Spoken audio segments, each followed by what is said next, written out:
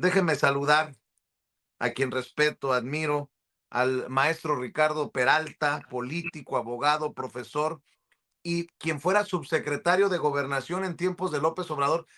Él sabe de estas cosas. Si alguien sabe, y le agradezco que hable de esto, es Ricardo Peralta, para que nos hable del Plan Michoacán, de lo presentado por la presidenta luego del asesinato de Carlos Manso, el presidente municipal de Uruapan, de la seguridad regional, de los esfuerzos, del emblemático caso y complicado caso Michoacán, al que han intentado desde la guerra contra el narcotráfico y no funcionó, desde armar a las autodefensas en tiempos de Peña Nieto y tampoco funcionó. Y mi querido Ricardo Peralta, pues mucho ruido de estos personajes que son unos sinvergüenzas y cínicos que solamente aportan eso, groserías, ataques verbales, pero nada más andan estorbando. Lo digo con mucho respeto. ¿Cómo estás, Ricardo? Querido Vicente, muy contento como siempre de saludarte, querido hermano. Mi admiración para ti, eres un hombre muy valiente, un hombre que siempre dice la verdad aquí en Sin Censura. Un saludo a todos los que nos observan en esta participación semanal que tengo aquí en Sin Censura, que es para mí un honor. En algún programa, precisamente aquí en Sin Censura, les platiqué de una reunión que tuve con presidentes municipales y las poblaciones de estas poblaciones de la región de Tierra Caliente en Michoacán. Ustedes saben que Michoacán colinda con 6 estados de la República, colinda con la región de Tierra Caliente guerrerense, que tienen las mismas condiciones de marginación, de pobreza, de atraso de manera ancestral, desafortunada, pero también colinda con otros estados de la República muy importantes como Jalisco, el Estado de México, Colima, en fin. Y en esa reunión que tuve, fue una reunión con 40,000 personas. Fue una reunión en el corazón de la Tierra Caliente, fue una reunión donde estuve acompañado del doctor Mireles, que como ustedes saben, precisamente en la época de Calderón, se les descompuso el país por esa colusión con los narcotraficantes que se convirtieron en socios, por eso tienen a Genaro García Luna en la cárcel, sentenciado a 38 años de prisión. Fue un meeting que se transformó en eso cuando inicialmente la proyección es que fuera una reunión a puertas cerradas con los presidentes municipales de esas regiones y se hizo un meeting gigantesco. Ustedes lo pueden encontrar ahí en las redes sociales. Gigantesco, te estoy diciendo 40,000 personas, poco más de 40,000 personas. Ahí están las imágenes en las cuales compartí ese escenario.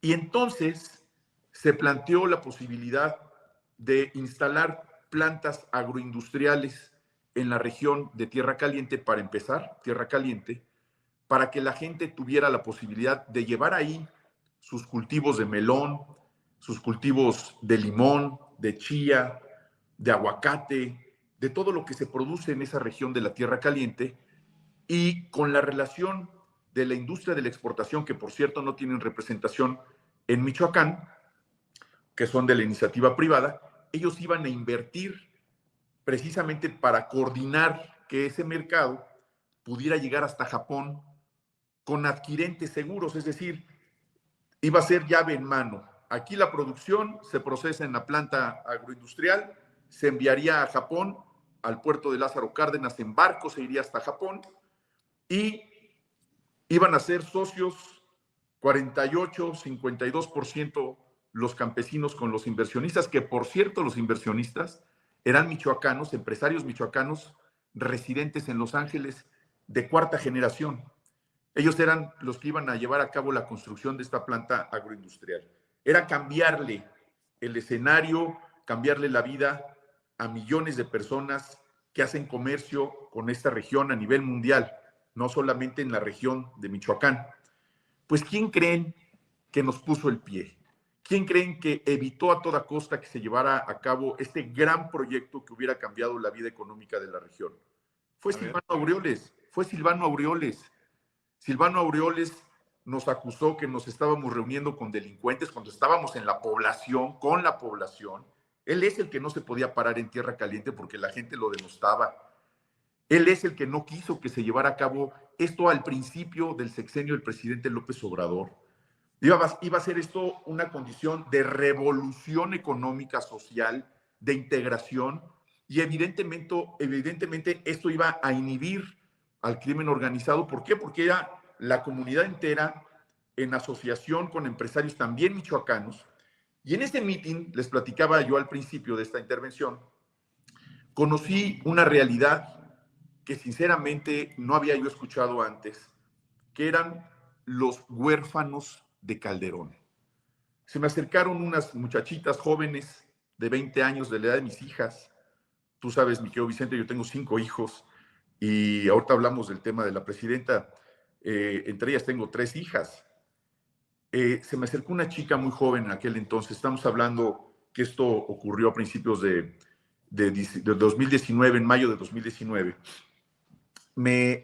Se acerca hacia mí con un llanto desgarrador y percibo que tiene una cicatriz muy grande entre la cabeza y la barbilla, pero una cicatriz profunda. Y una persona me dice, ellos son los huérfanos de Calderón. Y son bastantes, es un grupo grande. Cuando me acerco a ellos, había niños sin manos, sin brazos, con cicatrices tremendas en el rostro, algunos de ellos sin la falta de alguno de sus miembros inferiores, en un pie, sin una pierna. Imagínense ustedes, los asesinos de entonces, los narcotraficantes que se coludieron con el gobierno de Calderón, lesionaron a estos niños entonces, en la época de Calderón, niños, pero para que presenciaran el asesinato de la mamá, del papá, del hermano, de sus familiares, a ellos los lesionaban de tal forma para que nunca olvidaran la crueldad, la maldad, y que vieran y recordaran cada vez que se vieran la cicatriz, quién se las había hecho, y literalmente dejarlos marcados de por vida, como nos dejaron marcados de por vida los gobiernos panistas y priistas con esta colusión probada, auténtica con el crimen organizado. Fíjate, maestro, perdón que meta mi cuchara aquí, Por favor. pero para mí está muy fuerte lo que estás diciendo sobre Silvano Aureoles, que cuando fue gobernador fue el que detuvo un proyecto, un plan para sacar adelante a Michoacán, porque he destapado que hay líderes comunitarios acá en Chicago, por eso estoy acá tratando de documentar ciertas cosas y resulta que me encuentro chats en WhatsApp de estos líderes migrantes que escondidos en su liderazgo en estas organizaciones están haciendo politiquería y golpeteo a través de estos chats en WhatsApp contra la presidenta y contra su gobierno. Luego del asesinato de Carlos Manso, hablan del peor gobierno en la historia de México. Y les digo yo, cabrones, ustedes son los que le aplaudían a Silvano Aureoles. Y Silvano Aureoles también es responsable del desmadre en Michoacán. Lo que estás diciendo me confirma que no ando tan perdido. Y además, estos que hoy exigen respuestas, nunca se atrevieron a cuestionarle en lo más mínimo al que hoy es prófugo de la justicia y señalado por vínculos con los malos. Entonces, lo que estás diciendo, mi querido maestro Ricardo Peralta, para mí es de suma importancia y se los dejo en la jeta a esos que están a través de sus cadenitas en WhatsApp, en el golpeteo constante, escondidos en su traje de líderes comunitarios en Estados Unidos, ¿no? Y que han usado Casa Michoacán con fines políticos una y otra vez. Pero bueno, ya sabrán ellos a quienes me refiero, con nombre y apellido, y si no, si quieren, no di nombre y apellido, algún día se lo diré en la mañanera a la presidenta, porque juegan con doble camisa. Cuando se trata de los recursos y de los reconocimientos, se ponen una camisita y sin pudor aplauden. Pero cuando no está viendo la presidenta, están en el golpeteo constante porque tienen esos vínculos con los innombrables y los indefendibles. Perdóname, Ricardo. No, a ver, tienes toda la razón, Vicente. Hablemos de responsables. Si bien es cierto, el que hablemos de los responsables no va a traer a la vida a Carlos Manso, una condición muy lamentable, sumamente lamentable, enluta al país entero.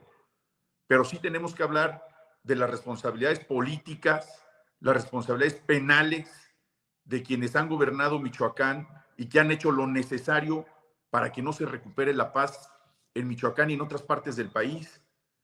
A ver, si estamos hablando de este plan Michoacán y de todos los intentos que se han hecho en el pasado también para recuperar la paz en Michoacán, tenemos que hablar de las responsabilidades de quienes no han querido que ese plan funcione en contra de sus propios coterráneos. Es impensable que hoy, como tú bien dices, haya personas que fácilmente les dé amnesia, que no se acuerden de lo que ocurrió en el sexenio de Calderón. Fueron 27 presidentes municipales asesinados en los tiempos de Calderón, 27. Y no se olviden del michoacanazo después. No se olviden de aquel personaje que en su momento también vivió en Michoacán, particularmente en la Tierra Caliente, y decías tú, no se hicieron responsables, deja tú que no se hayan hecho responsables, no se pararon nunca en las regiones. Nosotros sí, caminamos la Tierra Caliente, y no solamente, insisto, en Michoacán, en varias partes del país, en las zonas más complicadas del país. ¿Por qué? Porque no tenemos cola que nos pisen.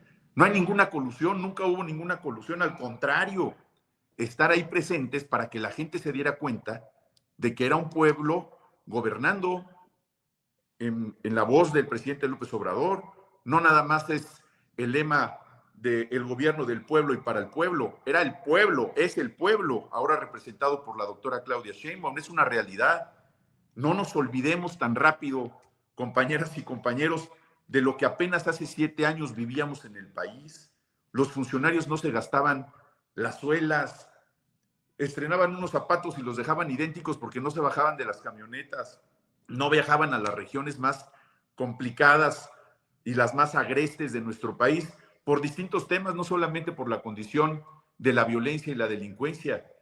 ¿Cuántas veces no nos paramos en las regiones de nuestro país más complejas precisamente para llevarles esa voz de lo que significa en este momento la transformación de México, una voz de esperanza, una voz de cercanía de ese gobierno que finalmente llegó? No nos olvidemos, por favor, de eso.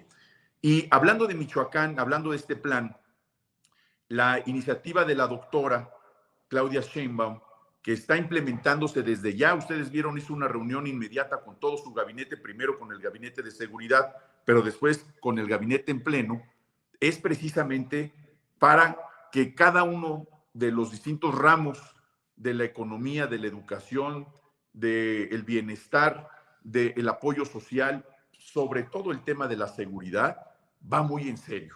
Y esto es un antes y un después en la seguridad para todo el país. El hecho de que los índices delictivos, particularmente de los homicidios dolosos, hayan disminuido en nuestro país en un 32% en un año de trabajo de Omar García Harfuch, habla del interés, del conocimiento, de la experiencia y de las ganas de cumplir con una encomienda que es pacificar a México, que no es cosa menor, no es un discurso nada más. Muchos lo hemos intentado, hemos acudido a esas reuniones, precisamente cuando fui con el doctor Mireles. ¿Para qué fue? ¿Quién era el doctor Mireles? Desafortunadamente falleció, lo mató el COVID. No lo pudieron matar Calderón, ni tampoco lo pudieron matar los priistas cuando le dispararon en una avioneta Cessna donde andaba, que atravesaron las aeronaves con estas balas traidoras. ¿Qué es lo que estaba haciendo el doctor Mireles? Encabezando un grupo de civiles en contra del que fue director médico del ISSSTE en Michoacán, precisamente en el sexenio del presidente López Obrador. Antes de ese nombramiento, recorrimos las regiones más complejas de Michoacán y de otros estados de la República, de Tamaulipas, precisamente para invitar a la gente que se desarmara, que aquellos que habían tenido actividades de autodefensas dejaran las armas porque llegaba la Guardia Nacional. Esa fue nuestra labor y la gente lo entendió, confió. Tan es así que ahí está la ratificación que se dio en la revocación de mandato para el presidente López Obrador, donde se fue ratificado por el pueblo. ¿Por qué? Porque convencimos a la gente que ese era el camino de la paz. Y eso es lo que se ha intentado una y otra y otra y otra vez en Michoacán, que no se debe de dejar, que nuestros amigos y nuestros hermanos, nuestros paisanos, porque tú sabes que nosotros, mi familia, somos de Tierra Caliente en el estado de Guerrero. Conozco perfectamente bien la región y conozco muy bien la idiosincrasia de nuestros muy amados paisanos, tanto los que viven en México como los que están, que son miles en los Estados Unidos, particularmente precisamente ahí en Chicago. Conocemos muy bien nuestras costumbres, conocemos muy bien la forma de pensar y la forma de ser. No se les olvide cómo estábamos, cómo estamos transformando y cómo se ha venido transformando el país, y ahora con ese ímpetu que nos inspira la doctora Claudia Sheinbaum Pardo, cómo estaba Michoacán, cómo está ahora y qué se sigue haciendo para que se recupere esa paz que se perdió sin duda en nuestro país, pero que no es de ahora. Recordemos quiénes han estado coludidos con el crimen organizado en condiciones probadas, no lo que dicen algunos columnistas, y cómo la narrativa, vimos hace rato a Ricardo Anaya ahí expresándose que casi se le salen los ojos, igual que a Lili Telles, igual que a Doring, igual que a Jorge Romero, porque ellos se ponen de acuerdo. Recuerden, ellos tienen una preparación donde se ponen de acuerdo cuál es el tono en el que tienen que hablar en una tribuna. Tienen que insultar, tienen que decir palabras altisonantes, tienen que levantar la voz, tienen que gritar prácticamente. Véanlos a esos 4 personajes que les acabo de decir: Doring, Lili Telles, Ricardo Anaya y Jorge Romero. Si les midiéramos los decibeles, hablan en el mismo decibel. Si midiéramos la cantidad de insultos que dicen al ponerse en una plataforma tan importante como el Senado o la Cámara de Diputados, contaríamos por cientos o quizá por miles la cantidad de insultos. Es parte de una narrativa diseñada para hablar de un tema político en particular. Es una estrategia mediática, cosa que tendríamos los que estamos de este lado, los que somos reales patriotas, también que estar combatiendo, no necesariamente en la misma tesitura, gritar, insultar, no, eso México no lo necesita. Esa es una forma de violencia. Si lo que necesitamos es exactamente lo contrario, con acciones, con mensajes, con condiciones en las cuales se provoque que la gente empiece también a una labor colectiva, Vicente, porque esto no solamente es parte del gobierno, no es una obligación solamente del gobierno. ¿Cuántos vecinos conocen que son sicarios? ¿Cuántos padres solapan que los hijos anden armados, que los hijos estén traficando drogas, que los familiares saben dónde están las tienditas donde venden drogas, o quienes se sienten como si fuera un alter ego, estar viendo a personas con camionetones, con lujos, manejando condiciones totalmente irregulares, ilícitas, y no son denunciados? ¿Hasta dónde llega la responsabilidad de la sociedad civil? No dudo que en muchos casos también existe el miedo a denunciarlos, a que se vayan a vengar. Bueno, ya se va a instaurar el 089 para denunciar los casos de extorsión, que también es otra condición muy problemática en nuestro país.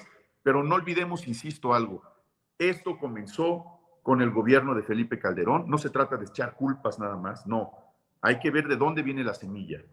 ¿Qué hizo Vicente Fox, el peor presidente de la historia de México? Nada. La omisión también mata.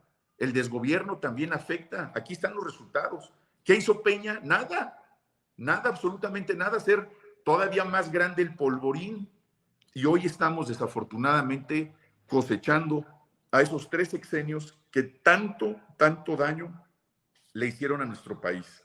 Hoy se llenan la boca ofendiendo, diciendo que la presidenta, con unas palabras innombrables, no lo refiero de nuevo porque no lo merece, no les vamos a engordar el caldo.